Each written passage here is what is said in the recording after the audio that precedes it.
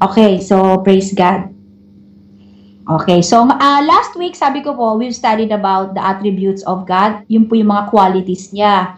Okay, kung ano siya, we said that God is omnipotent, all-powerful yon. Okay, so omnipresent, so He is everywhere.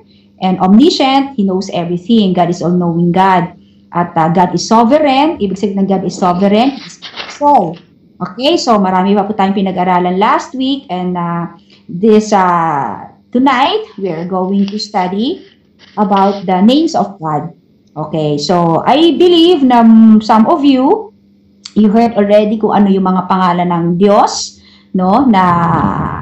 Pero probably meron din ako mga ituturo sa inyo na hindi nyo pa rin naririnig. But it's so important for us to study the names of God dahil napakaganda pong alamin kung ano ba yung mga iba-ibang pangalan niya. Kasi sa ating buhay, di po ba, may iba-ibang sitwasyon din ng buhay natin. Na let's say, sometimes ang sitwasyon ng buhay mo nalilungkot ka, feeling mo nag-iisa ka, sometimes ang sitwasyon ng buhay mo wala kang pera, sometimes meron kang emotional pain na pinagdadaanan, or sometimes you have problem in the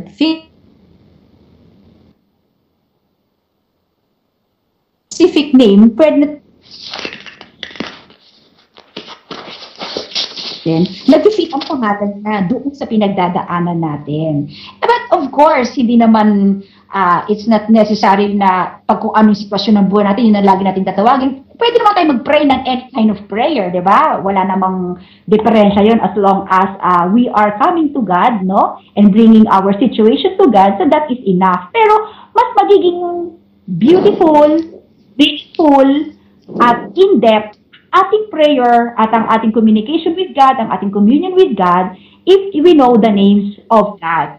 And of course, katulad ng lagi kong sinasabi, yung mga nakalagay sa Bible, hindi naman aksidenteng inilagay lang yan para pampahaba, di ba? Para humaba lang siya para makabuo ng from Genesis to Revelation, para humaba lang, kumapal lang ang Bible, para mabigat dalhin. No, hindi yun ang purpose nun. So may purpose lagi. Every word written in the Bible na inilagay ng Lord, no, for us to read, ay merong meaning. It is so important also. Kaya kailangan pag-aralan natin ng mga bagay na ito. Now, kailangan pong ating unawain for us to have an intimate communion with God, no, para maging better ang ating pagkakakilala sa Kanya. Kaya ang sabi po sa Psalm chapter 9 verse 10, and those who know your name, okay, and those who know your name will put their trust in you. Ulitin ko ha, and those who know your name will put their trust in you. Yung nakakaalam, nakakakilala ng pangalan mo, o Diyos, name, okay? Ay ilalagay nila ang pagtitiwala nila sa iyo, di ba?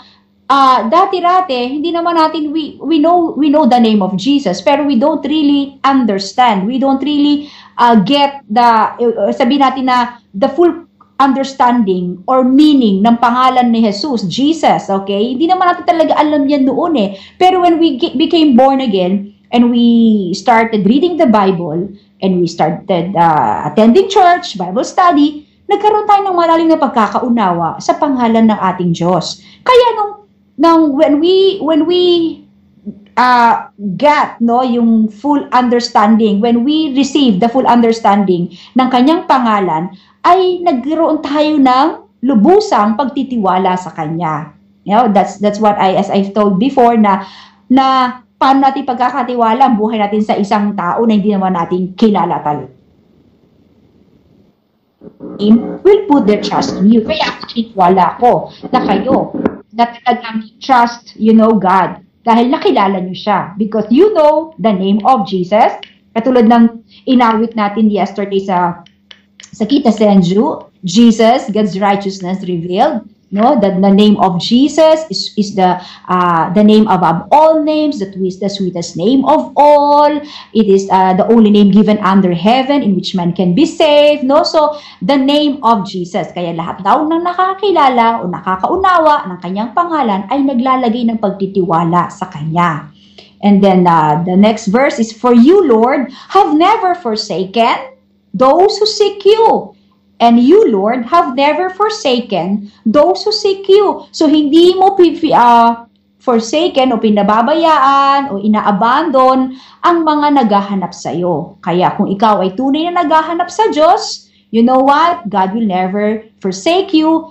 And if you seek Him with all your heart, you will find God. Yan ang sabi sa Jeremiah 29:13. Di po ba? If I remember, yes, na if you seek God and if you seek Him with all your heart, you will find Him. Kaya, yun po, no, yung pangalan ng ating Panginoong Diyos, no? And also in John chapter 14, verses 13 to 14, and I will do, it is Jesus who was speaking here, and I will do whatever you ask in my name. Again, and I will do whatever you ask in my name. Okay, so kung ano ba daw hihingin natin sa pangalan niya, sa pangalan ni Jesus, ay ating matatanggap. So the Son may bring glory to the Father. You may ask me for anything in my name, and I will do it. That's why when we pray, diba, we use in Jesus' name. In Jesus' name, I claim healing for my physical body. In Jesus' name, I claim that my family will be saved. No, in Jesus' name, we're using the name of Jesus, you know, in coming to the Father and asking for, you know, kung ano yung mga request natin, kung ano yung mga pangangailangan natin. And there is a promise. Anong promise? Ang sabi rito, and I will do it. No, napakagandang promise nito na whatever you ask my name, okay? And you may ask anything and in my name, and I will do it. So, ando dun yung mga name.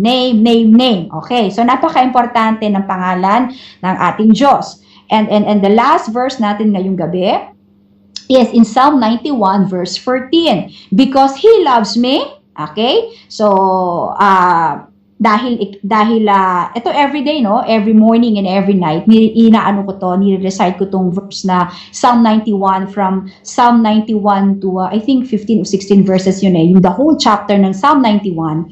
At ito yung last passages, no. Ang lagi ko sinasabi ito, because I love you, Lord, no, you will rescue me. So you will protect me because I acknowledge your name. So, ando doon naman yung name. Sabi rito, dahil mahal natin ang Diyos, no, tayo ay kanyang ililigtas. At tayo ay kanyang protektahan dahil ina-acknowledge natin yung pangalan niya. So, ando doon yung i-rescue niya tayo, isi-save niya tayo, poprotektahan niya tayo. Dahil bakit? Dahil we are recognizing and acknowledging His name. So, ang pangalan ng Diyos, no, ay hindi lang basta-basta. So there's power, sinasabi natin there's power in the name of God, there's power in the name of Jesus. Kaya nga, dahil nga ang pangalan ng ating Diyos, you know, is something, it's not just hindi lang siya basta-basta, but there is something in the name of Jesus. Kaya dapat, anong sabi doon sa book of Matthew, yung tinuturo ni Pastor for so many months na yung the Lord's Prayer or the Disciples' Prayer na Our Father, di ba? Our Father in heaven, holy be your name, no? So, holy be your name. That's why, hallowed be your name. So, kinakailangan, anong natutunan ninyo nung mga past Wednesdays na tinuro ni Pastor sa holy be your name, hallowed be your name, na dahil pangalan ng Diyos, no, dapat ito ay we should make it holy, we should make it, you know, exalted, and let's give it really the honor, no, kinakailangan i-regard natin, bigyan natin ng mataas na devotion and highest admiration, no, yung wag nating babastusin, no, ang pangalan ng ating Panginoon. So, kaya nga in the book of Exodus, 'di ba? Yung if you remember in chapter 20, in chapter 20, yung 10 commandments, anong sabi doon sa in Exodus 20 verse 7 na we shall not use the name of the Lord in vain. So wag nating iti-take lightly ang pangalan ng Diyos because the name of God is holy. Holy, okay? Kaya ang gagamitin lang natin ang pangalan ng Diyos sa magandang pagsasalita. So meron yung mga sometimes if we are watching movies, no, may makapangyarihan. So, di ba sabi sa Bible, God knows our name, di ba? Tayong lahat, kilala niya ang pangalan natin, alam niya ang pangalan natin, kilala niya tayo, alam niya, He knows our name. Eh kung alam niya ang pangalan natin, shouldn't we know Him also by His name? So, kung alam niya ang pangalan natin, alamin naman natin ang kanyang mga pangalan. And as I said a while ago, in every situation of our life, yung pangalan niya ay nag-fit doon sa sitwasyon na kinakaharap natin.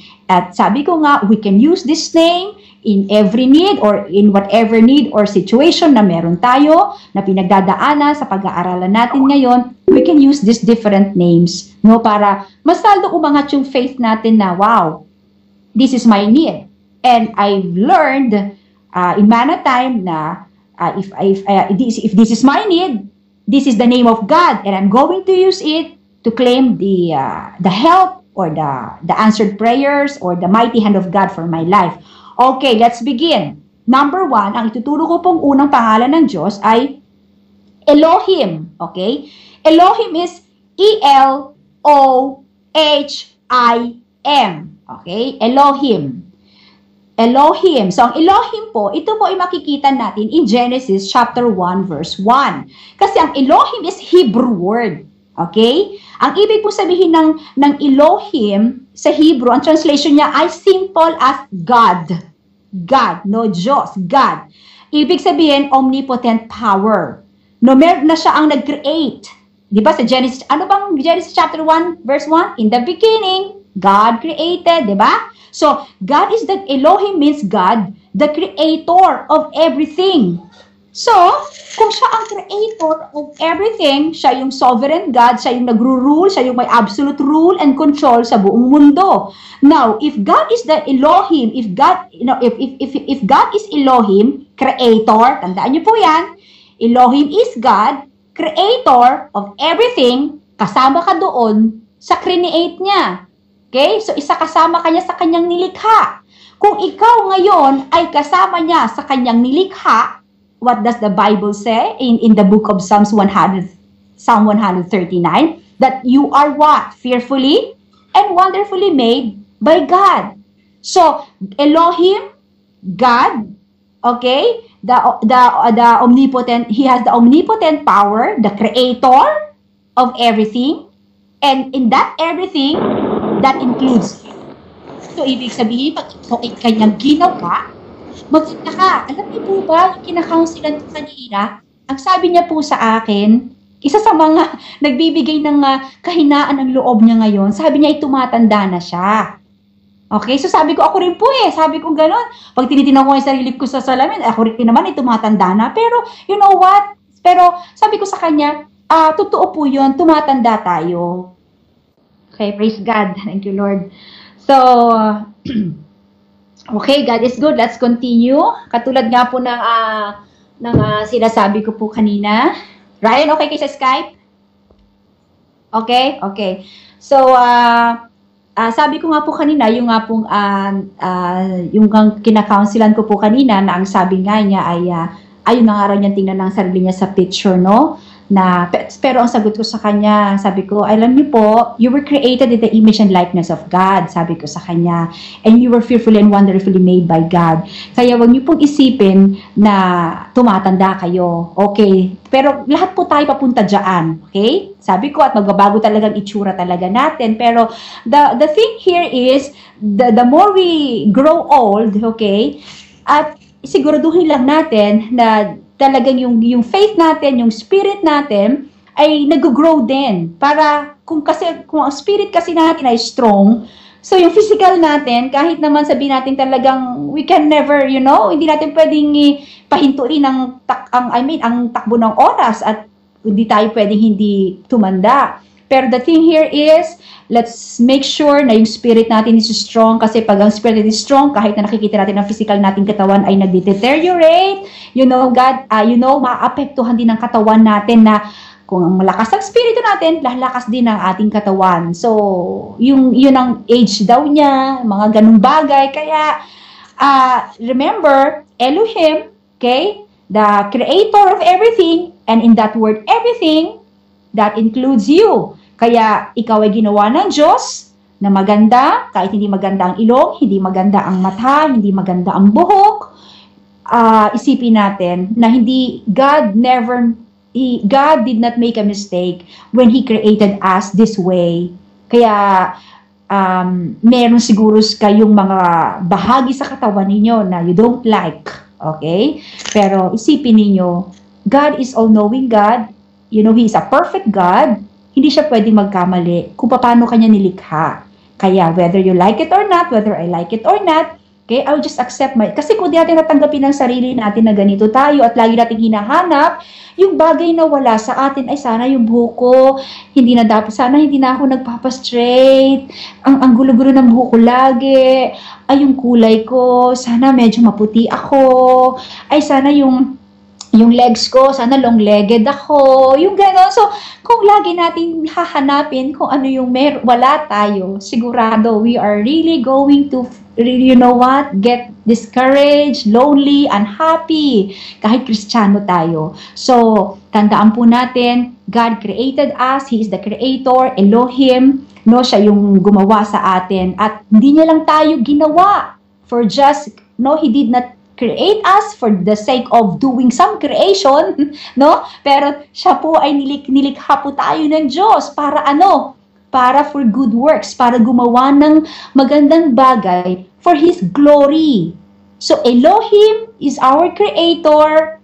He created us fearfully and wonderfully, and He created us for good works. Saan natin mababasa yun? Hindi ko na po mapupuntahan, but you can find that in Ephesians chapter 2, verse 10. Na tayo kanyang nilikha para gumawa ng magandang gawa para sa kanyang kaluwalhatian. So, yun po yung, kaya kung tayo po ay nilikha ng Diyos para sa paggawa ng mabuti, para sa kanyang kaluwalhatian, then gawin po natin yun. And I believe na all of us, we are doing good works, no? At kung ang good works naman, ano ba yung mga good works na yon? Good works is, unang-una, of course, to love God, and then to serve God. Okay, ano pa? To serve others. Okay, good work is, part of that is loving your family. Okay, loving your enemy, helping the poor, helping the needy.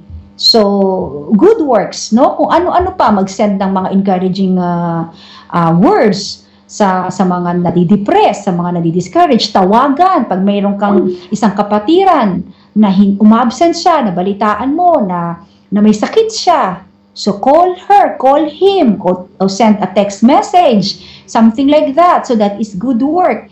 O kaya kung hindi mo siya matawagan, super busy ka, hectic schedule mo, then say a prayer. No? Yun ang good works. And we are doing these good works, anong sabi? For His glory. For the glory of God. Kaya, di ba, ang turo nga sa atin ni Pastor is to be a good influencer. So, kinakailangan yung paggawa ng mabuti na yun sa ibang tao, you know what, nagiging influence tayo para madala natin sila. That's why we should, you know, yung light natin, di ba? Yun ang topic natin, Matthew 5, na kinakailangan magliwanag. Kaya kung nabanggit yun, dahil related yun sa pagkakagawa ng Diyos sa atin, ginawa niya tayo, hindi lang para ginawa o hinubog sa kanyang wangis, kung hindi may purpose tayo para gumawa ng mabuti, at sa paggawa ng mabuti na yun na magandang bagay, para ito ay mabigyan ng kaluwalhatian ang kanyang pangalan. So, number 1 is Elohim. Okay, so I think isa na lang mabibigay ko. Number 2, isa na lang. Okay, El Shaddai. So, siguro naman, some of you ay naririnig nyo ang El Shaddai. Diba? Merong song na si Amy Grant na El Shaddai, El Shaddai, El Elyon, Erkam Kananay. Parang ganon, Adonai. Yun, no? So El Shaddai. So, El Shaddai is also a Hebrew word. Okay? Ang ibig pong sabihin naman niya ay God Almighty. Okay? God Almighty. Ang El po, di ba? El Shaddai is E-L, tapos space, S-H-A-D-D-A-I. Okay? El Shaddai. Ang E-L, ang nakuha po yun sa root ng, di ba, ang number 1 natin is Elohim. So, nakuha yung L na yon, yung El Shaddai, El, doon sa salitang Elohim. Doon kinuha yung L. Okay? Ibig sabihin nun, kanina, sabi ko, mighty power. Di ba? God's power created the universe, the creator of everything. So, ibig sabihin ng L, nakuha yun sa Elohim, ibig sabihin God's mighty power. At ito ang maganda. Okay? Ang word Shaddai, S-H-D-D-A-I means breast.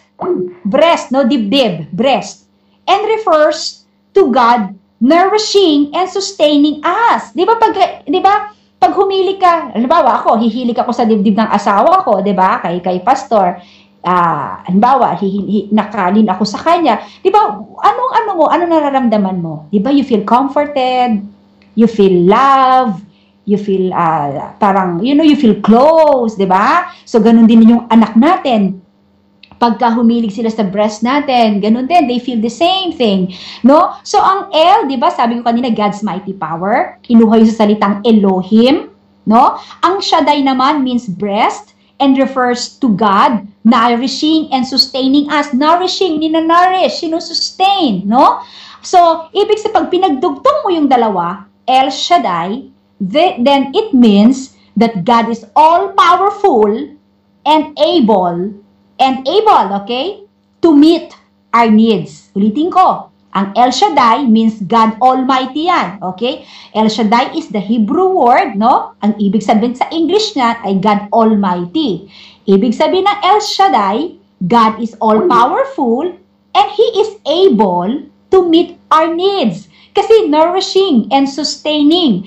Basta natin makikita yan in the book of Genesis chapter 17 verse 1. When Abraham was 99 years old, di ba, nagpakita ang Diyos sa kanya. Sabi ng Lord sa kanya, I am God Almighty. No? God introduced Himself to Abraham. Actually, Abraham pa siya, hindi pa siya Abraham nung time sa Genesis chapter 17. Anong sabi ni God sa kanya? I am God Almighty. I am El Shaddai. I am all-powerful. I am able to bless you and meet all your needs. Yun ang ibig sabihin ng El Shaddai. Kaya pag magpipray tayo, pwede natin sabihin natin, God Almighty, you are my El Shaddai. You are all-powerful. You are sustaining me and nourishing me. Every need that I have, you will meet and you will sustain me by your power because you are El Shaddai. Okay? So, when we have a need, no, kung meron tayong pangangailangan, pwede natin gamitin o tawagin yung pangalan niya na El Shaddai. So, dahil po kulang yung oras natin, ang ganda-ganda po ng ating mga pag-uusapan, knowing the name of God, pero praise God pa rin kasi nirestore niya yung Skype, so kahit papano, we were able to receive the Word of God, we were able to study the two names of God. The number one is Elohim, no? The God is the creator of everything, and God created you, so you're beautiful, so you are the best, no? You are the masterpiece of God, and also, dahil ginawa ka niya, He did not create you just for the sake of, making you exist dito sa mundong ito, but God created you to do good works. That's according to Ephesians 2:10. So good works, gagawa ka ng magandang bagay to bring glory to His name, para ang mga ibang tao rin ay makita at makilala kung ano ang pangalan niya, kung ano ang kapangyarihan ang meron siya sa pangalan niya. At ang pangalawang na pag-aralan natin ngayon ay El Shaddai, na it means na God Almighty or the Almighty God, and that means that God is all-powerful and He is able to meet our needs. Kasi ang ibig sabihin ng Shaddai sa Hebrew, no, ang ibig sabihin ay breast. So isipin mo na lang na pag ikaw ay may pangangailangan, you come to God in prayer and you call the name of El Shaddai. Isipin mo with your vivid imagination. Isipin mo na pag tinawag mo yung El Shaddai, nandun ka sa dibdib ng Diyos. Nasa dibdib ka niya at nakalin ka sa kanya. Katulad ni John, no? John the Beloved, laging nakahilig ang kanyang ulo doon sa dibdib ng ating Panginoong Jesus, na kung anong pangangailangan mo ngayon, always just remember what you have heard from God tonight, that He is your El Shaddai, He is your God Almighty, that you can lean on His breast and you will be feel comforted encourage, and you will really experience the peace of God. At hindi lang iyon, kung hindi, God is able, and He will, you know what? He will meet your needs. So, praise God for tonight, at tayo po ay manalangin. Father God, thank you so much again for revealing to us who you are. Lord, you've got really the best, Lord, for your children, and thank you for allowing us to understand kung ano ang Elohim, kung ano ang El Shaddai. And Lord, this is our heart's desire to really know you more, to really understand who you are, what really your name mean, Lord. Kung your name is so powerful, God, your name is really strong. It is, Lord, your name is a strong tower, and the righteous run to it, and they are safe, Lord. Everyone who comes to you, God, you are the refuge, Lord. You are the strong tower. Ikaw yung aming sandalan, ikaw yung aming sandigan, ikaw yung aming Lord, kapanatagan, Lord, the name of Jesus. And tonight, God, we call on the name of Jesus. We call on the name of Jesus, God, and anyone who calls on the name of Jesus will not be disappointed. Thank you, God, because your name is above all names. Your name is above everything, Lord. Your name is above our problem. Your name is above our situation. Your name is above our sickness, Lord. Nakaibabaw, Lord, ang pangalan mo. Lord, ang pangalan mo ang nakaibabaw sa lahat ng pinagdadaanan namin. Your name is bigger than any difficulties that we are facing right now, God. We just want to believe, God, that as we give glory and give honor and worthy, Lord, to your name, God, Lord, your glory will continue to rest upon us. Lord, as we sang the song yesterday, your glory has no bounds, without limitation, without boundaries. You are reaching each and every one of us tonight, even our entire family. We love you and we worship you. Thank you, El Shaddai. Thank you, El Shaddai, for meeting the needs of your children. And there will be an answered prayer, O God, for your glory. This we pray in Jesus' name. Amen. Amen. Amen.